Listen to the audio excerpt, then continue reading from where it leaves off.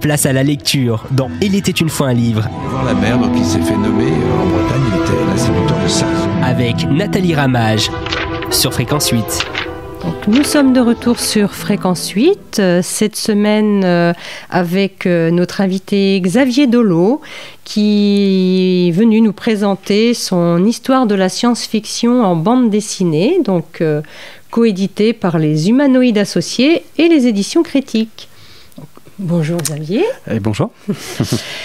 Hier, on a donc présenté, on a commencé de manière générale à présenter cette bande dessinée.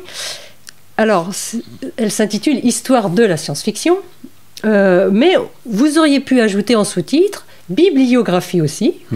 Oui, c'est vrai, oui. Biographie des auteurs, oui. Parce que c'est vraiment, au-delà d'une histoire, vous proposez également une bibliographie des auteurs, avec aussi des parts biographiques. Et puis des extraits, je dirais, de romans. Par exemple, on a parlé de Frankenstein, une page, par exemple, où vous reprenez le roman. C'est plus qu'une histoire, quoi. Oui, Là, c'est un vrai prosélytisme pour la science-fiction.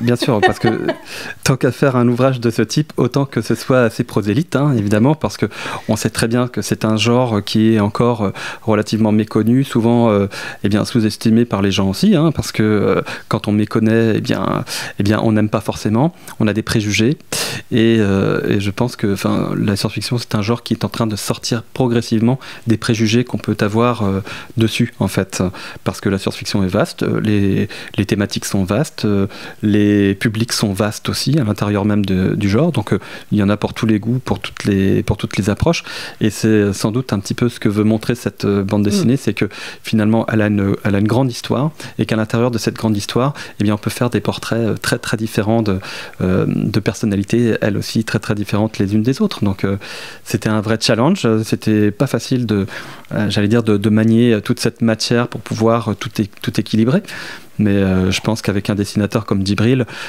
c'était un petit peu plus facile parce qu'il comprend tout de suite en fait ce que lui réclame le scénario, et il le fait avec une limpidité et une clarté pour moi absolue, donc oui, les dessins des personnes, donc il fait intervenir aussi vous faites intervenir en tant que scénariste des dialogues qui auraient pu avoir lieu entre auteurs, des débats. Il y a un travail d'archives derrière, j'imagine. Il y a un gros travail d'archives, évidemment. J'ai lu, je pense, entre 100 et 150 essais sur la science-fiction, sous des formes diverses et variées d'ailleurs, plus tout ce qu'on retrouve sur Internet, qui est une mine d'or, faut être honnête. Il y a des sites comme archive.org qui proposent un moteur de recherche très très très pratique, où on peut trouver des photos, des magazines d'époque qui ont été scannés, etc., et qu'on peut lire en ligne, donc c'est un vrai miracle de trouver des sites comme ça, et donc forcément on a toute la matière qu'on veut pour pouvoir élaborer un album comme ça. Alors évidemment, quand je dis toute la matière qu'on veut, c'est peut-être un peu le problème parfois aussi, c'est qu'il y a tellement de matière, qu'il faut arriver finalement à synthétiser tout ça au mieux pour pouvoir rentrer dans les cases, j'allais dire, et dans les bulles, puisque c'est un petit peu le principe de faire une bande dessinée. Voilà, c'est qu'il faut rester dans des cadres précis, et moi j'avais un cahier des charges bien précis, c'était 200 pages, j'ai dépassé de 14 pages je crois, donc ça va encore, mais bon. Et combien de temps entre le début, entre vos premières recherches, votre première documentation et la fin, et la publication. Et la publication. Ouais. 2 ans et demi. Voilà, c'est vraiment c'est 2 ans et demi de travail acharné pour pouvoir mettre en place cet album et le définir, parce que il avait un plan initial qui n'est pas forcément non plus le plan final, parce que au départ je trouve que j'avais fait un plan un peu trop figé, et que j'ai voulu aussi qu'il y ait un certain dynamisme, que le côté ludique revienne beaucoup plus souvent, et que ce soit pas une simple encyclopédie, que ce soit quelque chose qu'on aime lire parce que c'est vivant, quoi. Et j'espère y être arrivé, bien sûr, mais en plus une très belle qualité en termes de papier. Oui. c'est vrai que c'est un petit bijou. Vous devez être content de votre... moi j'avoue que je pense qu'on peut être avec Djibril très très fier de cet album qui a été en plus plutôt remarqué. Donc on est content. On a eu pas mal de belles critiques, de belles presses. On est sélectionné là pour le Grand Prix de l'Imaginaire qui est un des plus grands prix de la science-fiction française. Donc on est content. On a plein de bons retours dessus. Ouais. Peu de mauvais, donc c'est bien aussi. En fait, cette bande dessinée, si on veut se lancer dans le genre à découvrir, on commence déjà par cette bande dessinée, et puis après, on n'a plus qu'à piocher dans la bibliographie, et c'est vraiment un plaisir, effectivement, au toucher, à l'œil. L'illustrateur ou le dessinateur a vraiment... Alors, on rappelle son nom, c'est Djibril. C'est Djibril Morissette Fan, c'est un jeune dessinateur canadien qui vient de sortir d'ailleurs un album fabuleux qui s'appelle Kiem, qui est une histoire très, très personnelle d'ailleurs, voilà, puisque c'est une histoire de sa famille et notamment de leur mère, lui et sa sœur, puisque c'est sa sœur qui scénarise, mais c'est un dessinateur fabuleux qui progresse de jour en jour. Un jeune, jeune dessinateur. Ah oui, 25 ans à peine, donc c'est vrai que c'est incroyable, quoi. Il a déjà fait du X-Men pour la Marvel, ce genre de choses. Ouais, grand talent. qui n'en est qu'à ses débuts. Il en est qu'à ses débuts, ouais, tout à fait. Mais j'aime bien en fait effectivement l'idée on referme cette bande dessinée et on a envie de lire. C'est tout à fait l'idée en fait de l'album, c'est de se dire quand on a lu l'album, c'est tiens j'ai noté des titres au fur et à mesure et puis je vais aller voir mon libraire après, puis je vais lui commander ces livres que je ne connaissais pas et qui m'attirent, quoi. Voilà. Oui, et puis vous avez aussi présenté donc comme je disais, quelques biographies d'auteurs. Oui. Donc ça donne encore plus de matière, je veux dire, de connaître aussi un peu l'auteur, vous donner des titres, vous allez même à initier la jeunesse, parce que vous proposez des titres vraiment pour les jeunes enfants, tout à fait, qui sont les plus réceptifs à l'imaginaire finalement, quoi. C'est sûr, oui, c'est à cet âge-là que tout se forme, donc l'imaginaire c'est quelque chose qui parle énormément quand on est jeune, c'est les genres que les enfants préfèrent quand ils commencent à lire en règle générale, que ce soit sous forme d'albums ou de mini-romans ou de romans un peu plus conséquents après, c'est souvent vers l'imaginaire que les lectures se tournent, oui. Donc c'était important pour moi de proposer des titres à la fois en bande dessinée et puis en roman aussi, donc pour ce public-là. Et en émission aussi. Oui, tout à fait. J'en ai proposé. Puisqu'il y a effectivement aussi les émissions qui initie pour les jeunes, le jeune public. Vraiment, c'est une mine de renseignements. Au-delà de l'histoire. J'essaie d'être le plus complet possible, c'est vrai. J'aime bien la complétion et puis j'aime bien me dire que tous les trous ont été bouchés, quoi, et qu'il n'y a pas trop de failles dedans. C'est pour ça que je voulais l'histoire la plus complète possible. Alors parfois c'est dense, je suis entièrement d'accord avec ça, mais je trouve aussi que le résultat en valait la peine. Donc voilà. Alors effectivement, par moments, c'est dense, comme vous dites, mais on peut y revenir. Oui, bien sûr.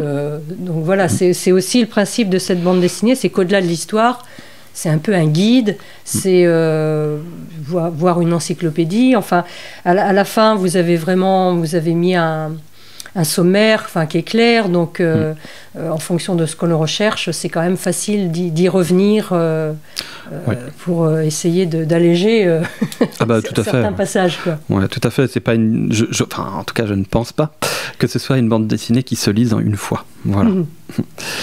Alors, on disait tout à l'heure vous disiez qu'effectivement la science-fiction avait pas forcément le public qu'elle méritait.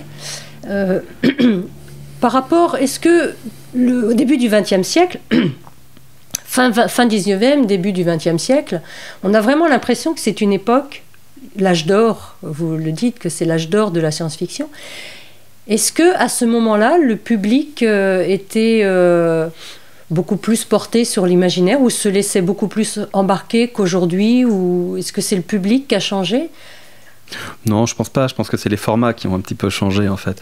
En 1938, quand débute entre guillemets l'âge d'or de la science-fiction aux États-Unis, bon bah il n'y a pas les jeux vidéo, il n'y a pas vraiment de jeux de société, il n'y a pas ci, il n'y a pas ça. Enfin, je veux dire, il y a quoi? Il y a les pulps magazines, voilà, qui sont la distraction principale des gens. Ça coûte pas cher, ça coûte 10 cents, quelque chose comme ça.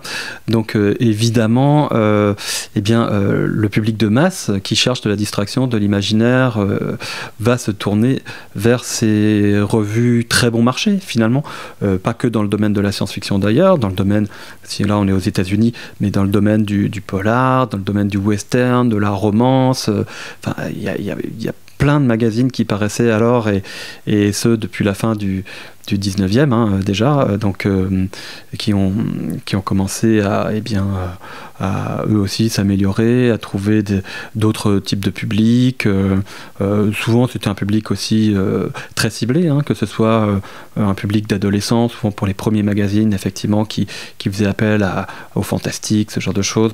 Oui, il y avait un public adolescent un peu visé, c'est sûr, mais comme on visait aussi le public attiré par le western, c'était très ciblé ces publications-là, comme on cible maintenant les jeux vidéo finalement aussi. Donc ça.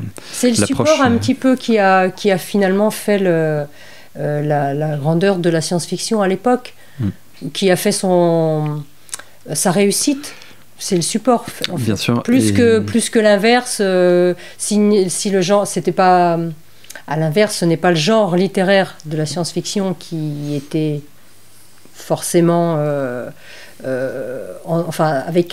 Qui était populaire, c'était plus le support avec les pulps. Oui, tout à fait, les Pulps magazines. Donc, les Pulps, pour ceux qui ne connaissent pas et pour ceux qui ne savent pas ce que c'est, ce sont des magazines qui sont imprimés grâce à de la pâte à bois de très mauvaise qualité.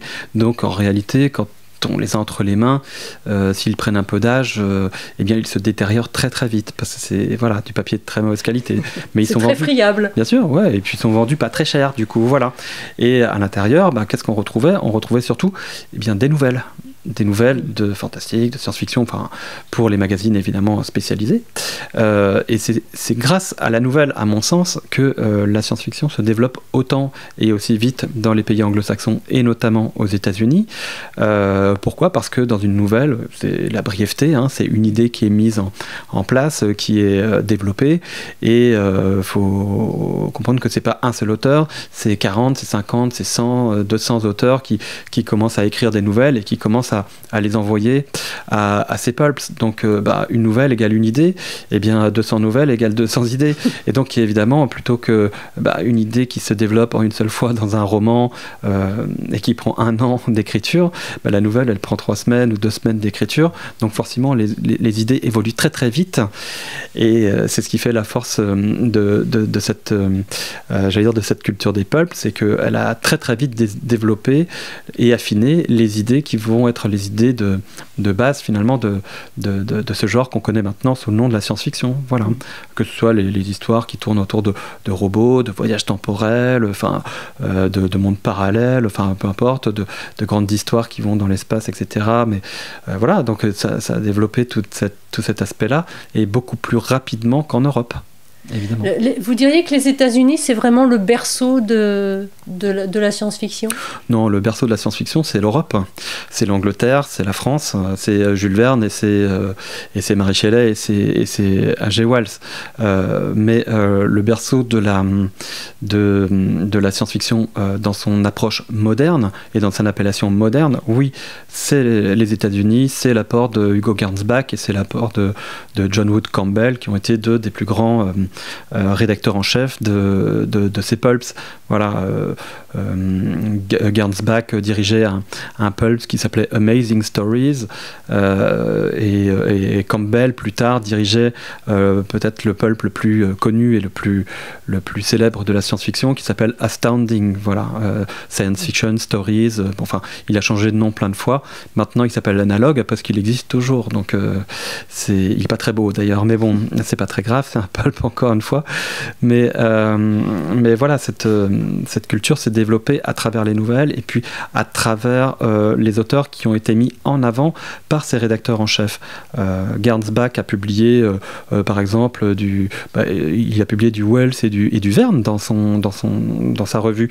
Il a publié aussi du Lovecraft, par exemple, qui était là pour le coup un pur auteur américain, du Edgar Allan Poe. Enfin voilà, c'était aussi ça qu'on retrouvait dans Amazing Stories, avec des textes d'auteurs plus modernes aussi, bien sûr, et contemporains de Gernsback.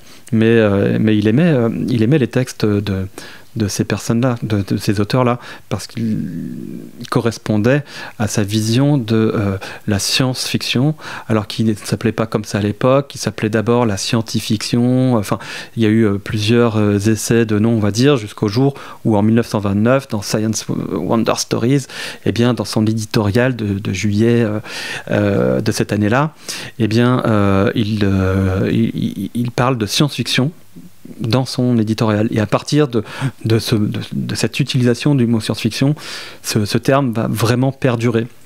Voilà. C'est lui qui a donné son nom au prix Hugo. Oui, tout à fait. Tout à fait, c'est le prix Hugo Gernsback, pas le prix Victor Hugo. Donc le prix Hugo, hein, pour les auditeurs, c'est vraiment le grand prix international, on va dire, de la science-fiction, qui est remis chaque année à la Convention mondiale de science-fiction par les fans. Voilà, c'est un prix de lecteur, hein, il faut le savoir. L'autre grand prix de la science-fiction américaine, c'est le prix Nebula, mais qui là est remis par les professionnels de l'édition américaine. Donc c'est deux prix très très différents. Le Hugo, c'est vraiment le prix le plus populaire par excellence. Ouais. Parce qu'il est décerné par les lecteurs, quoi. Exactement, tout à fait. Mais ce sont les meilleurs critiques. Souvent, oui. Effectivement, c'est eux qui jugent si un texte va leur plaire ou pas. Donc, et puis va perdurer ou pas. C'est le lecteur avant tout. Hein. Bon, et pour aujourd'hui, ce sera le dernier mot pour l'auditeur. Hein. Très bien. Je rappelle donc le titre de cette histoire. Donc, histoire de la science-fiction en bande dessinée. Donc coédité par les Humanoïdes Associés et les éditions critiques.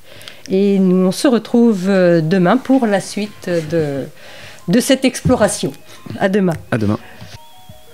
Xavier Dolo et Djibril Morissette Fan, histoire de la science-fiction en bande dessinée. Quant au jeune Wells, bien avant de devenir l'auteur de La Guerre des Mondes, ses rêves furent hantés de cauchemars. Des cauchemars qui, très tôt, l'amenèrent à se révolter contre la société. « Mère, vous savez bien que je déteste les moules odieux que nous imposent les usages de cette société corrompue et dégénérée. »« Silence, jeune imprudent, on pourrait t'entendre. »« Que l'on m'entende, je n'ai ni Dieu ni maître. » Et en effet, Herbert George Wells sera un rebelle qui rejette le conformisme de la société anglaise, se révolte contre l'éducation parentale, notamment celle très stricte de sa mère, à l'opposé de la libre pensée de la figure paternelle, et ce à quoi on le destine. Je refuse l'existence de Dieu. Je refuse la religion. Je refuse les différences de classe. Je refuse de travailler chez ce marchand de tissus. L'année de ses 7 ans, Wells se cassa une jambe en faisant du sport.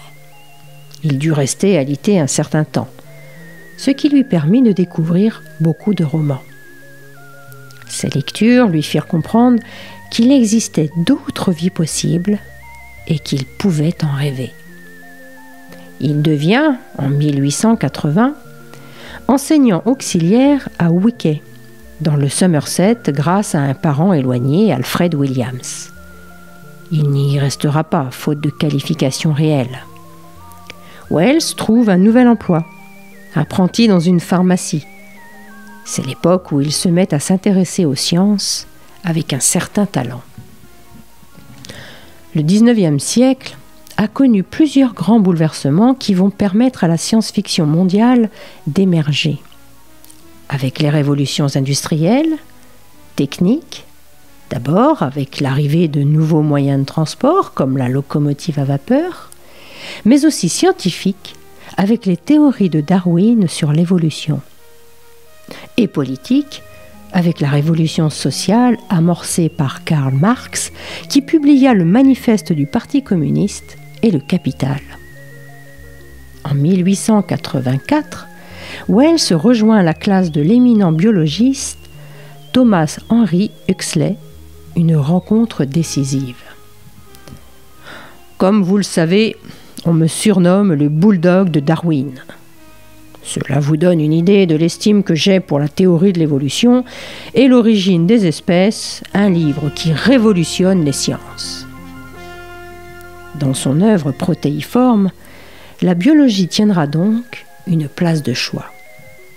Bien plus tard, dans son ouvrage Jeanne et Pierre, il écrivit « Pour le monde des années 1880, l'histoire de la vie, de l'origine et de la ramification des espèces, de la formation des continents, était encore la plus inspirante des épopées. C'est une aventure incroyable que je vais vous conter là. Sans doute me prendrez-vous pour un fou. Promettez de ne point m'interrompre. Allons, c'est promis, parlez, ne nous laissez point languir. Je suis l'inventeur d'une machine à voyager dans le temps. Elle fonctionne et m'a permis de visiter l'an 802 701. Là-bas, dans ce lointain futur, il me fut permis de rencontrer des êtres étonnants, androgynes, à la fois splendides et naïfs, heureux et doux, que l'on appelle les Élois. Je crus avoir trouvé l'utopie finale, le plus bel endroit qui puisse être. Et pourtant, ce monde dissimulait quelque chose de noir, de néfaste, de souterrain. Les Morlocks.